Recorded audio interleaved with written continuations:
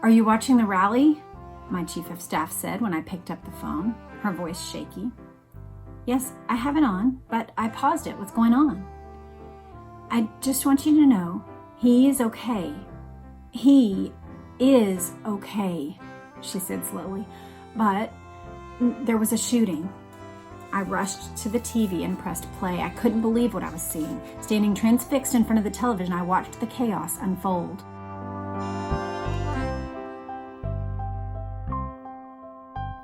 Good morning and welcome back to my channel. I'm Jess Cannell, and if you are new, then welcome.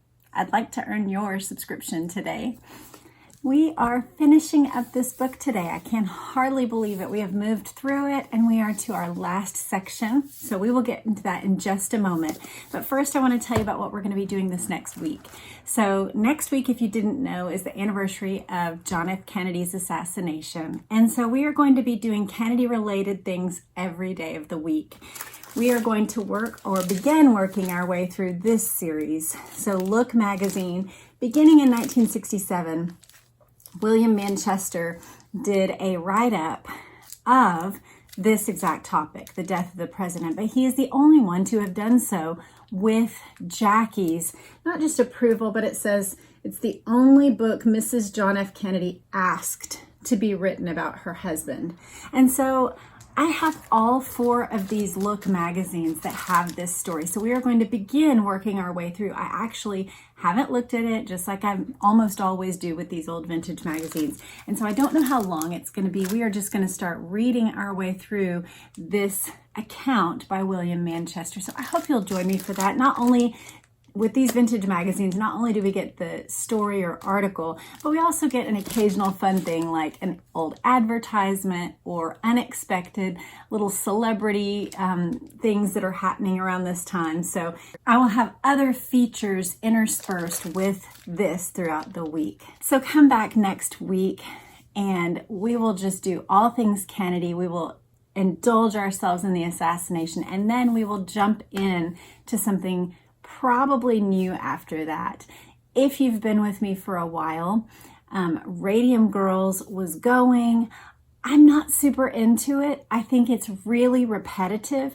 So I'm still thinking about how to wrap it up. I would still like to wrap it up, but I may do so in a few grouped episodes rather than reading story after story of young women having terrible physical ailments. So I apologize. I don't like to start things and not finish them, but that one feels so torturous that I'm not sure I can do hundreds more pages of the repetition. So I'm still thinking about how to do that. I may come back to it at some point in the Christmas holiday season. But today we are going to get through Melania. We are going to finish it up. So let's just jump right into that. We are partway through her chapter called 2020. And that's chapter 16. So we're going to get through 16, 17, and 18. She begins with a controversial topic. Today, some groups attempt to impose their ideologies on everyone, deepening the divisions. One example is the ongoing debate over trans inclusion in sports, particularly when male-born athletes who identify as female compete as women. Male bodies have physical advantages: muscle strength, height, bone density, and lung capacity that can affect fairness in competition even at the high school level. Even one of these athletes can upset the balance in a female league or tournament due to these physical advantages. This issue has broader implications, including the loss of future earning potential as professional athletes and a potential setback for equal pay in sports. As many of you know, I fully support the LGBTQIA+ community, but we must also ensure that our female athletes are protected and respected. Yeah, that issue is pretty crystal clear to anyone paying attention, to anyone who cares about equality, cares about equal opportunity in sport, something that is inherently merit-based, something that is earned. It was a tumultuous summer. She means the summer of 2020. Yet our resolve remained steadfast to pursue another term. Navigating through formidable opposition and crises, my husband's presidency proved to be one of the most challenging in recent memory. True to his promise, he had disrupted the political establishment, giving voters the change they had asked for.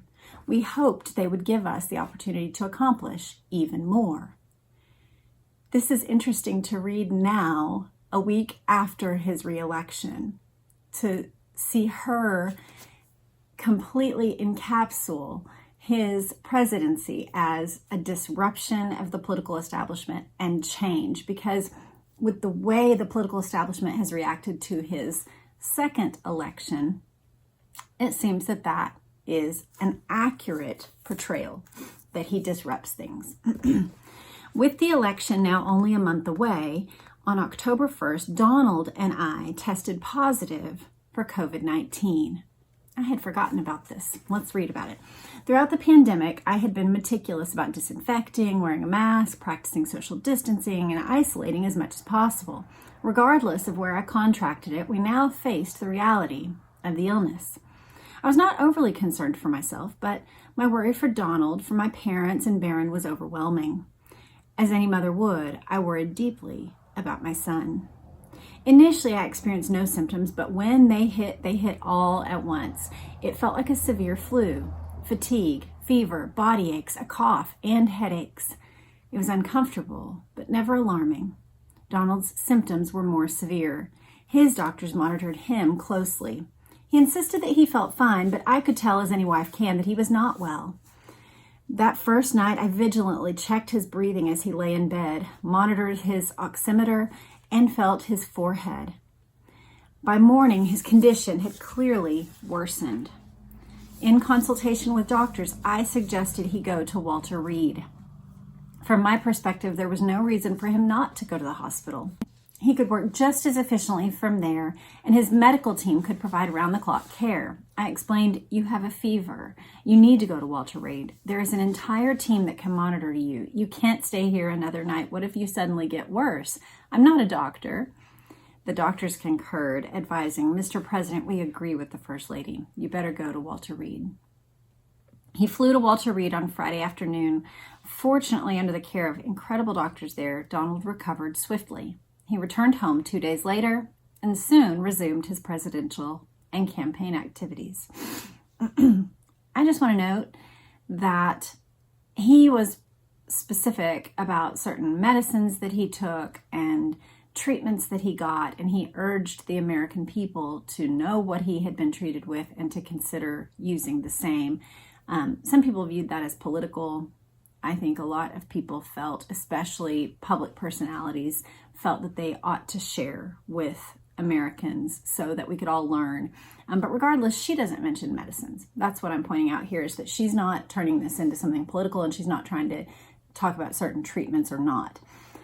I decided to forgo the aggressive treatments that were administered to Donald and focused on maintaining my health with milder drugs, vitamins, and a nutritious diet. Still, the virus persisted in my system for a couple of weeks. During this time, Barron also tested positive, but fortunately he did not experience any strong symptoms. And that was true for most young people. While Donald was actively campaigning, I focused on my family, continued my work on the Be Best initiative, and oversaw the completion of the tennis pavilion and the Rose Garden. Going into November, I did not know if Donald would win the election. Donald had a strong record he could point to, an incredible list of accomplishments, and more support from the American people. But the media, big tech, and the deep state were all determined to prevent Donald's re-election by any means necessary. You know, when Matt Taibbi and Bari Weiss were opened up to everything that had been going on at Twitter, they released the Twitter files.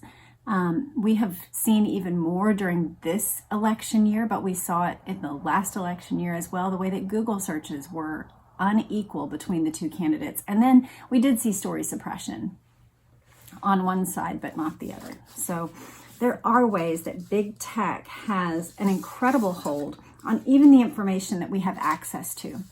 And that is something that I still don't see being addressed.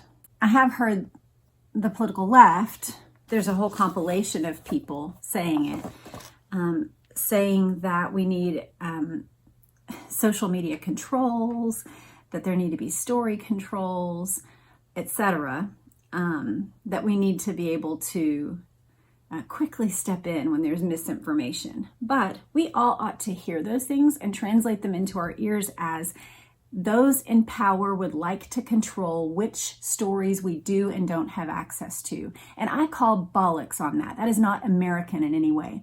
The American way is for us to be information recipients, people who receive information, learn to sharpen our powers of discernment, intake stories, decide which ones are significant for the decision we are making, and give feedback to our government through who we elect and the specific feedback we give to those elected officials. That is the way our democratic republic, which is what we are, we're not a pure democracy, we are actually a democratic republic or a constitutional republic.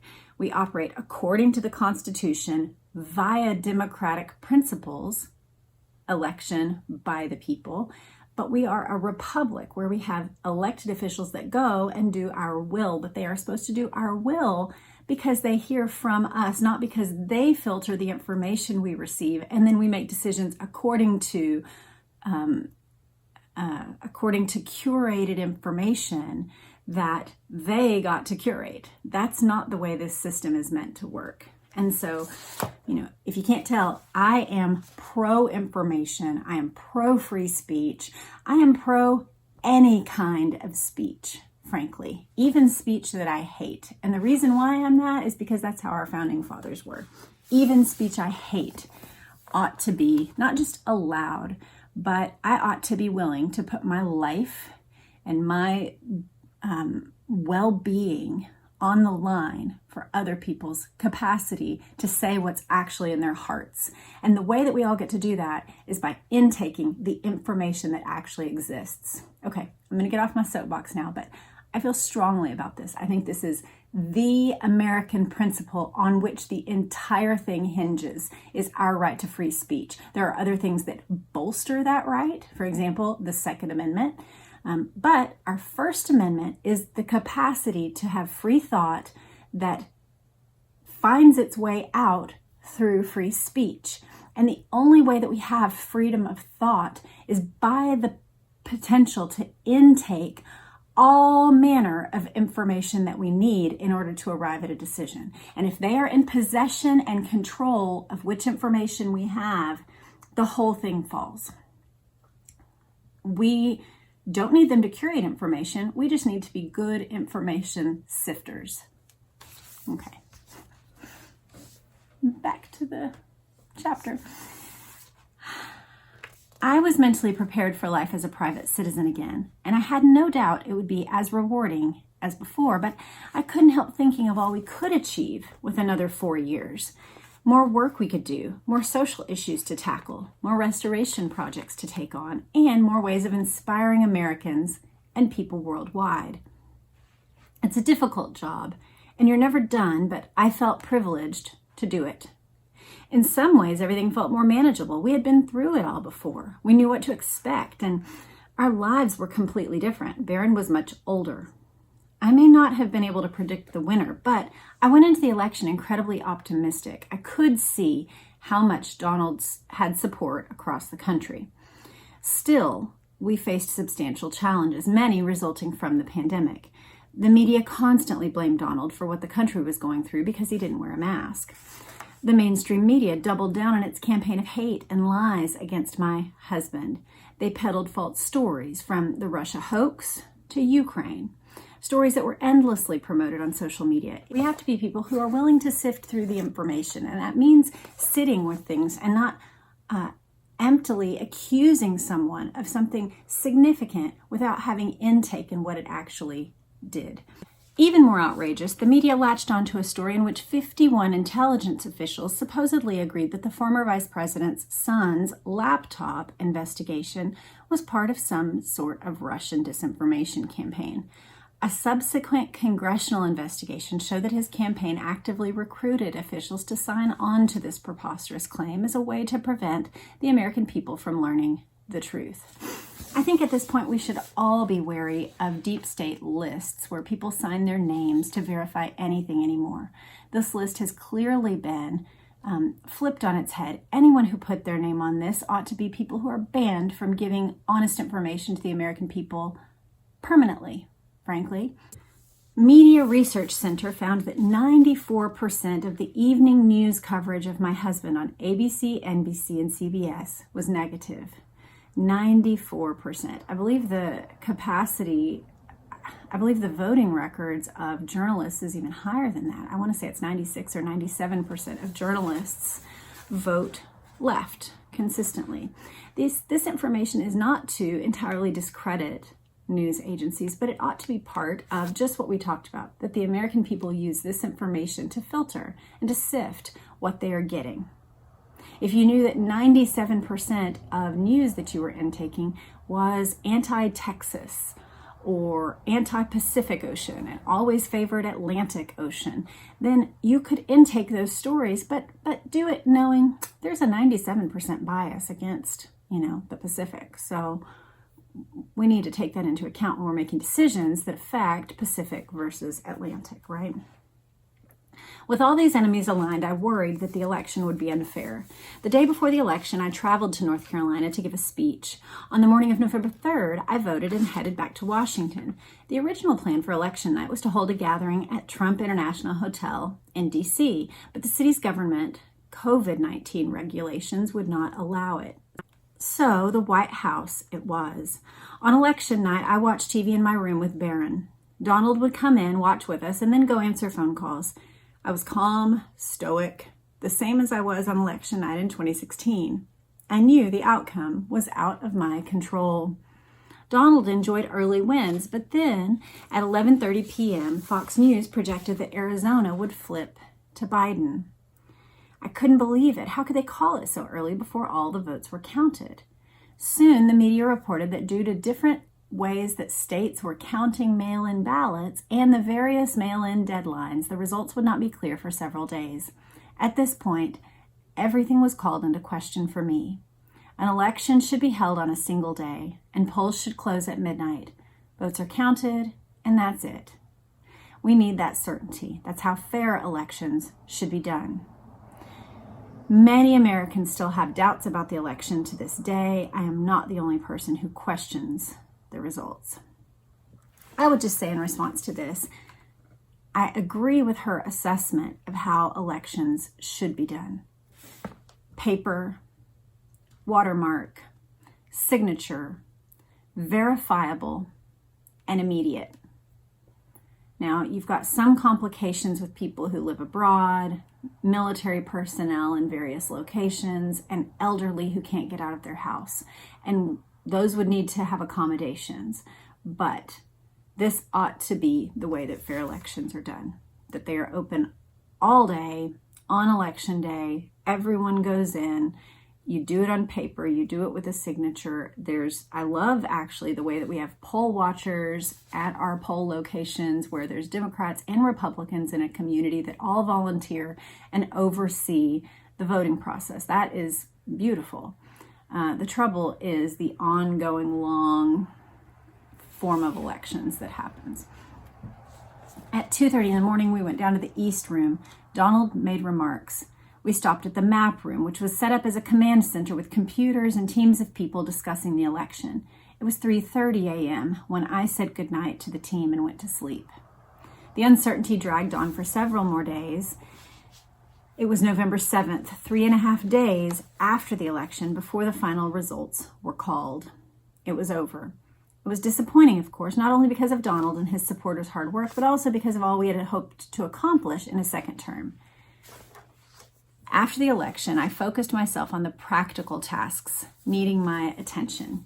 I began preparing for our impending move to Mar-a-Lago and started research to find a school for Barron in Palm Beach. As with all first ladies who preceded me, it was my obligation to record the contents of the White House's historic rooms, including taking archival photographs of all the renovations. Several months in advance, I organized a qualified team of photographers, archivists, and designers to work with me in the White House to ensure perfect execution. As required, we scheduled January 6th, 2021 to complete the work on behalf of our nation. This significant undertaking requires great care, attention to detail, and concentration. At the time, I was not thinking about it as the day on which Congress would certify the election results. On January 6th, I gathered with my team early in the morning to get started on our archival work. At one point, I glanced out the sunroom window, one of the highest vantage points in the White House, and noticed a sizable gathering of people below. Though aware of activity outside, my attention remained on our tasks. We later moved between floors. Engrossed in discussions, away from television screens, Donald was occupied with his responsibilities and I with mine, to document everything quickly because I knew we would leave the White House soon. At 2:25, I received a text from my press secretary. She was asking if I wanted to, quote, denounce the violence. I found this question perplexing. When had I ever condoned violence? However, at that moment, my team was already behind the schedule and focused on the task. I wasn't aware of all the events unfolding at the Capitol building. Traditionally, the First Lady's Chief of Staff provides detailed briefings surrounding our nation's important issues. My second White House Chief of Staff failed to do so. Had I been fully informed of all the details, naturally, I would have immediately denounced the violence that occurred at the Capitol building. Upon receiving information from the chief usher, I told my team to collect their equipment and return home. I was worried for their safety. Once in my room, I turned on the TV. The news coverage was shocking. The violence was unequivocally unacceptable. While I recognize that many individuals felt the election was mishandled, we must never resort to violence. Yes. I noticed a few things in this chapter. I noticed that she never says Donald lost. I believe she never invited the Bidens for a White House tour or meeting. And she never says Joe Biden's name. Chapter 17, Fostering the Future. One chapter ends, another begins. On January 20th, 2021, Donald and I rose early, prepared ourselves, and made our way to the diplomatic room where we bid farewell to our staff. Emotions ran high. Our time at the White House had been transformative, forging deep bonds with many. After our heartfelt farewells, we walked across the South Lawn to Marine One, taking in the moment's significance. Gratitude filled me for the incredible opportunity I'd been given. And I reminded myself that no matter what lay ahead, I would navigate it with resilience and grace. Boarding Marine One, we flew to Joint Base Andrews, where we held a brief ceremony. From there, Air Force One carried us one last time as President and First Lady, landing in Palm Beach before noon. Suddenly, I found myself a private citizen again. By saying it this way, you might miss that they did not go to Biden's inauguration, which, could be seen as petty. It could also be seen as a congruent action if Trump actually believes that he won. If you believe that you win, then you don't congratulate and you don't do this. Whatever you believe about the election, he certainly is acting in line with believing that he was the actual winner. It's interesting. Anyway, her writing doesn't say we chose not to go to the inauguration or we deliberately avoided going to that event. But they did. I took a deep breath and allowed myself a brief moment to let this new reality sink in. For 4 years, I had been humbled daily by the opportunity to serve our country. Becoming First Lady of the United States had been the greatest honor of my life. I understood that part of my life was ending, but I took comfort in the knowledge that my work did not have to stop simply because I was no longer in the White House. Within a few minutes of being home, I realized I was already looking ahead to the future. A brighter, safer, more peaceful future. I started working on developing a strategy that would allow me to move away from the more policy and awareness-driven work I was doing as First Lady to the kind of action-oriented initiatives I could execute more effectively outside my role in the White House. In particular, I wanted to focus my efforts on the foster care community, a cause that had become increasingly important to me over my last years as First Lady. I had learned that many in the foster care community lack the support and stability to finish their education and gain meaningful employment. According to the National Foster Youth Institute, these statistics are crazy, y'all. Only 50% of foster children finish high school. Only 3% of former foster children obtain a college degree. 20% of the children in foster care will become homeless after aging out of the system, and only half will have gainful employment by the age of 24. These statistics were sobering and disheartening, but I quickly sensed a way in which I could make tangible changes. I launched Fostering the Future, a Be Best initiative aimed at supporting children in the foster care system. The program provides access to tech-focused university education through scholarships awarded to foster children. Scholarship recipients would learn in a supportive environment and gain the knowledge and skills to secure meaningful and stable jobs in the technology sector. Access to a computer science education would prepare these young people to enter the workforce and ultimately reach financial independence. By supporting education and career development, Fostering the Future offers a sustainable foundation for a brighter future. Currently, a number of young people from the foster community are enrolled in universities as a result of this initiative. After establishing Fostering the Future, my executive senior advisor, Mark Beckman, and I pursued partnerships with schools and universities to channel donations for scholarships to benefit foster care children. We were thrilled to secure our first partnership with a leading tech education company. A few months after signing the contract, however, the school withdrew. The board decided against any affiliation with me. Despite my efforts to focus solely on children's education and my willingness to avoid any public association with the program, the school remained firm and terminated the agreement. So they had a partnership. She was willing to not even have her name on it. And yet they wouldn't receive money and scholarships and assistance for foster children. That's very, very petty. It has been troubling to witness people who claim to care about the well-being of communities engage in actions that harm those communities. The cancel mob now includes corporations, traditional media, influential social media figures, and cultural institutions. These ideologues, often lacking basic decency, can cause collateral damage to innocent people. Indeed. Very troubling. Here are just a few examples from my own experience. I was invited to be the featured guest speaker at a fundraiser for children in foster care. In the months leading up to the event, the organizer and their family, including several elderly employees, faced harassment from the New York Times and social media activists. This created an atmosphere of fear, leading local government officials to take unnecessary measures, such as fingerprinting everyone involved. Ultimately, the event never happened due to this pressure, leaving foster care children as the primary victims. I was shocked and dismayed to learn that my longtime bank decided to terminate my account and deny my son the opportunity to open a new one. This decision seemed to be rooted in political discrimination, which raises concerns about civil rights violations. It is troubling to see financial services withheld based on political affiliation. Yeah. Recently, our contract with a prominent email distribution service provider was abruptly canceled without notice or explanation. We have since taken the initiative to manage email distribution internally.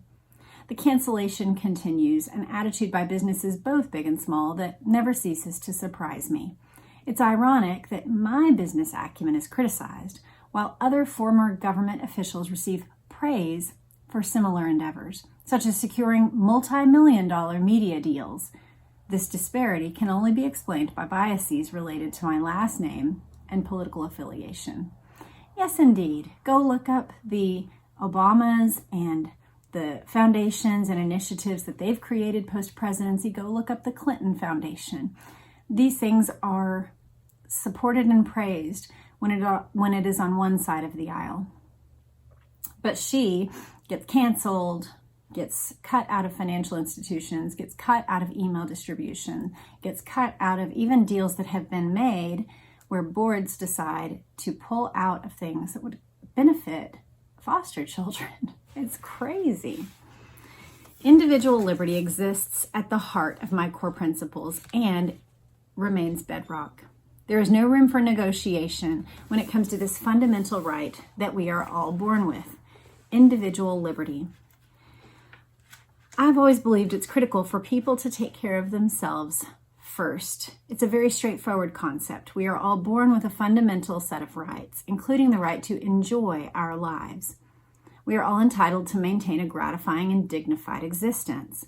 This common sense approach applies to a woman's natural right to make decisions about her own body and health. I'm going to read her writing here. And for those of you who are pro-choice, you'll probably just rejoice at what I'm about to read. For my part, I will just point out the use of the terms her own body and her own life. And I would say that those words give indication as to the disagreement, because she's talking about her own body of the mother, and that's the whole crux. But I'll read her beliefs. It is imperative to guarantee that women have autonomy in deciding their preference of having children, based on their own convictions, free from any intervention or pressure from the government.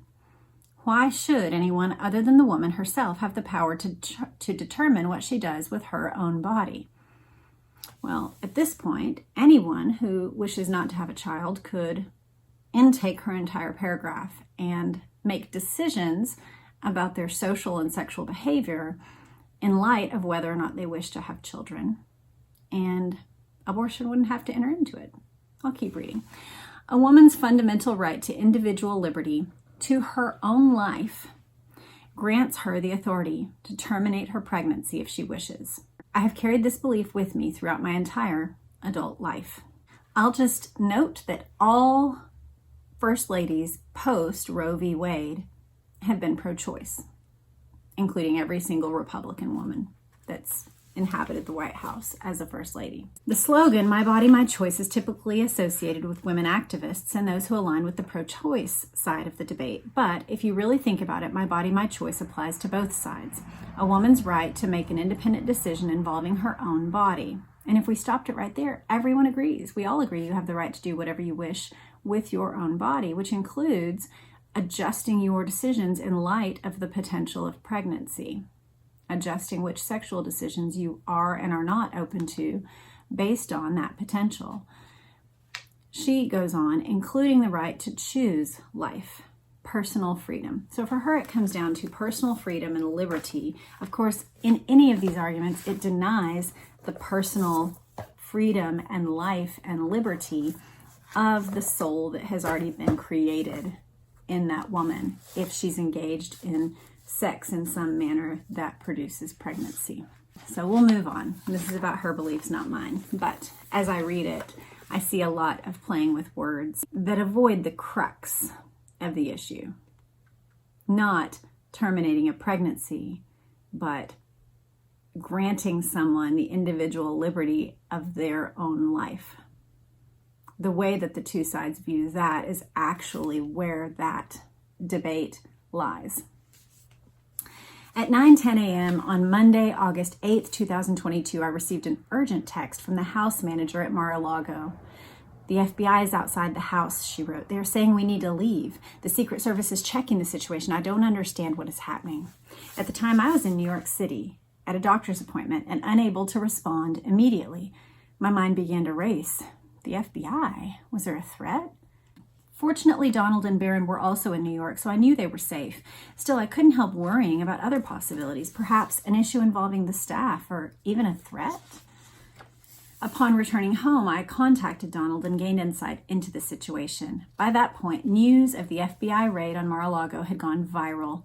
Rather than protecting us, the FBI's actions represented a politically motivated intrusion linked to my husband's personal presidential documents. I felt a profound sense of personal violation. These actions felt more aligned with authoritarian regimes than with the democratic principles of the United States. We could do nothing but wait. In fact, no one was permitted entry, not even our lawyers. The agents did not leave until 6:30 p.m., having spent nearly 10 hours examining every aspect of our home.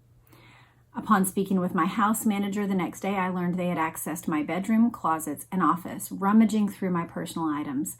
They even searched Barron's room, apparently looking for Donald's documents. This invasive process was unwarranted, especially given my thorough efforts to ensure that all of my official materials were properly transferred.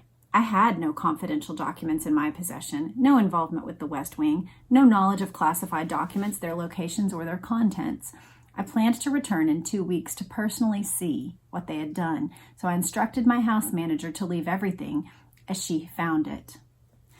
I maintained my home with meticulous organization, so what greeted me when I walked in was shocking and deeply upsetting. My belongings, clothes, documents, personal files, medical records had been rummaged through, leaving me with a profound sense of violation. The anger was compounded by the realization that strangers had invaded my personal space, sifted through my possessions. I could not be certain whether they had taken any of my belongings. No, you couldn't. Wouldn't that be discouraging?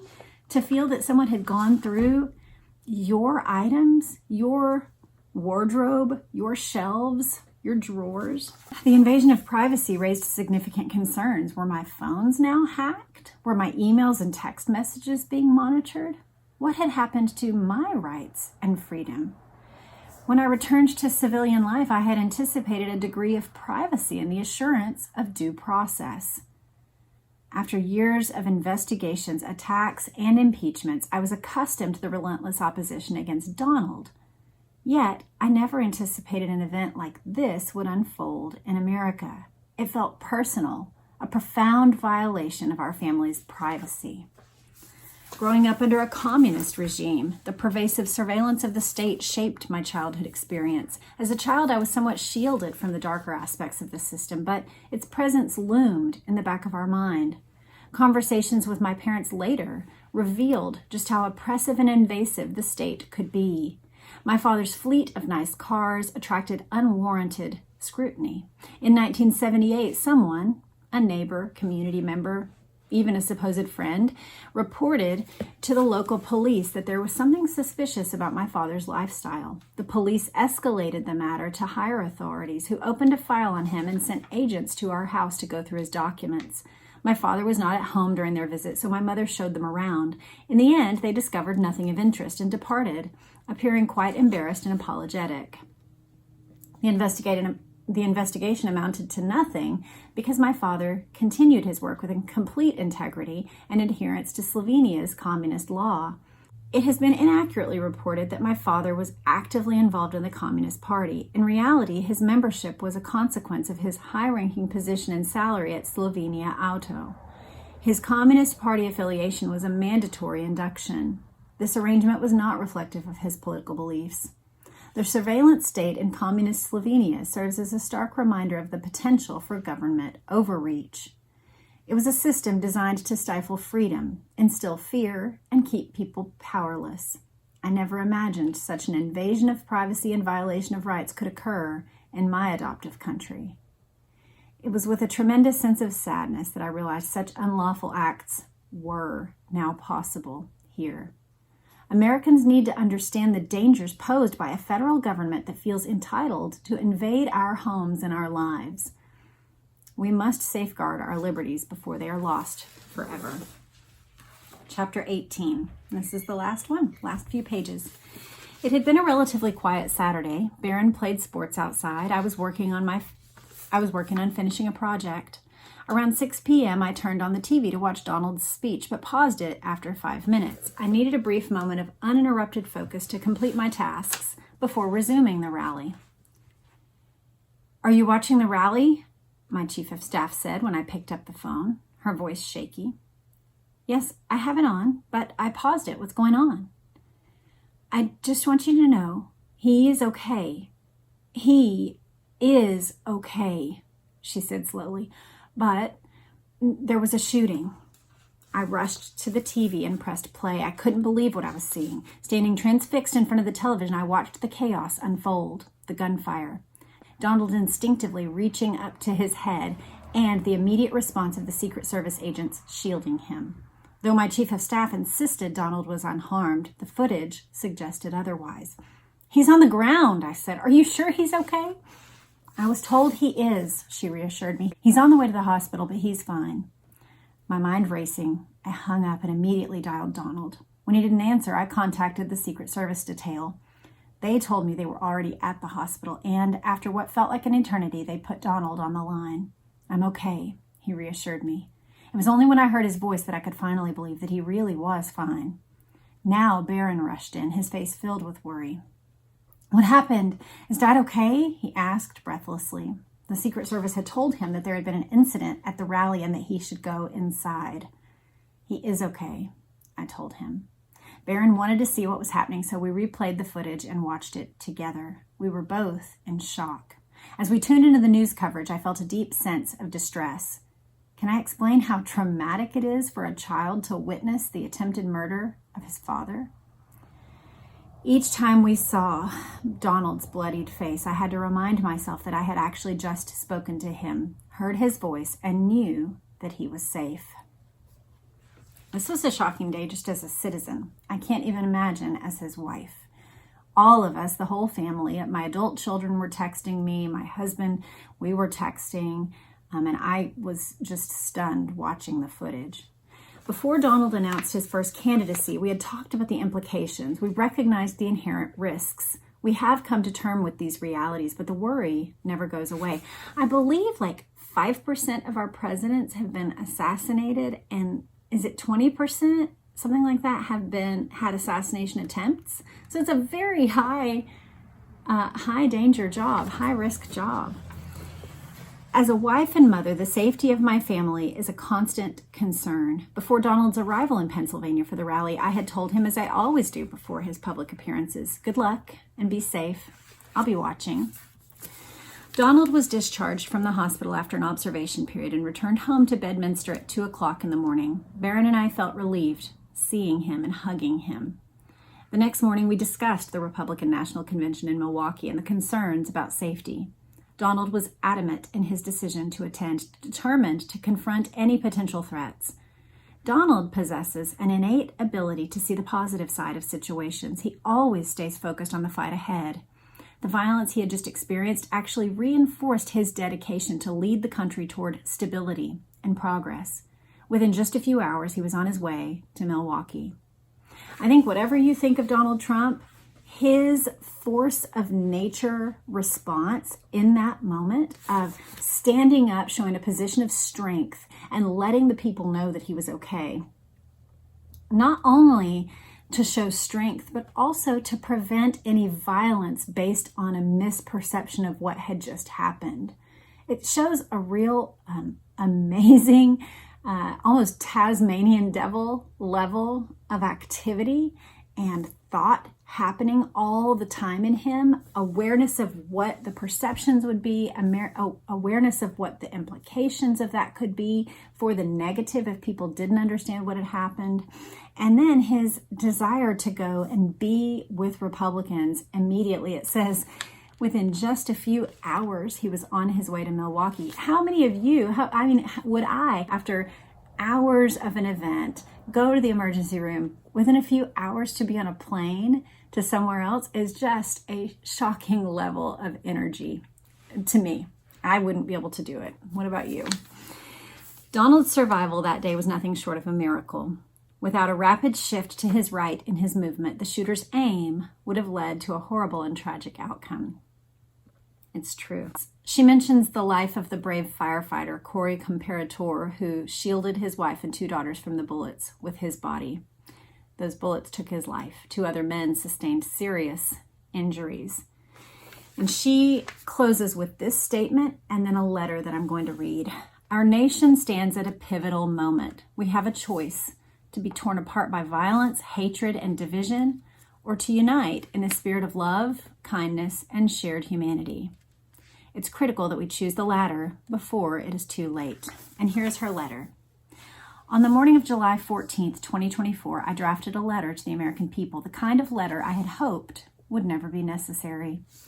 I'm thinking of you now, my fellow Americans. We've always been a unique union. America, the fabric of our gentle nation, is tattered. But our courage and common sense must ascend and bring us back together as one. When I watched that violent bullet strike my husband, Donald, I realized my life and Barron's life were on the brink of devastating change. I'm grateful to the brave Secret Service agents and law enforcement officials who risked their own lives to protect my husband. To the families of the innocent victims who are now suffering from this heinous act, I humbly offer my sincerest sympathy. A monster who recognized my husband as an inhuman political machine attempted to wring out Donald's passion, his laughter, ingenuity, love of music, and inspiration. The core facets of my husband's life, his human side, were buried below the political machine. Donald, the generous and caring man who I've been with through the best of times and the worst of times.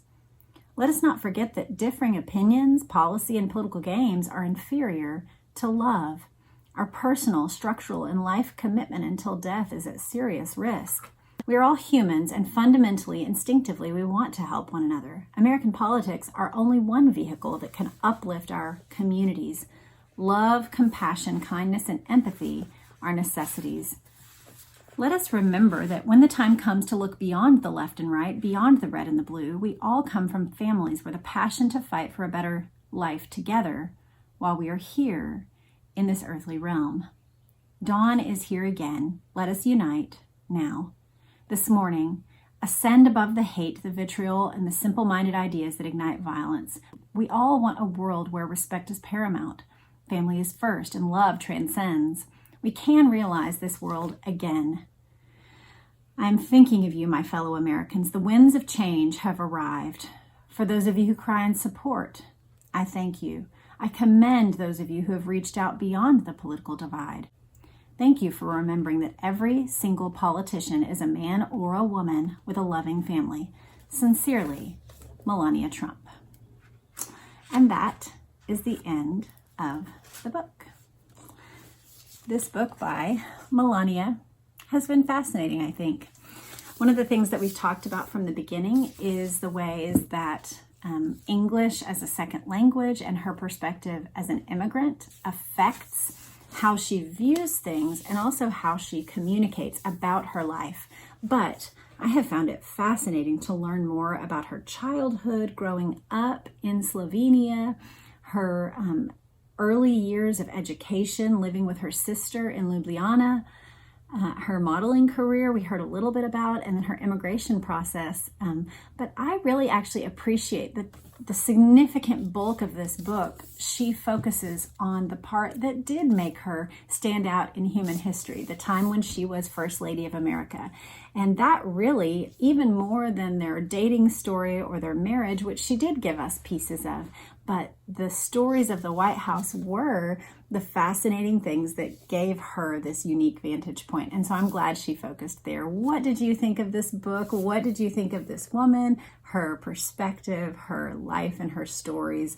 Let me know in the comments. And if I do any follow-up things about Melania, I will put them in this playlist.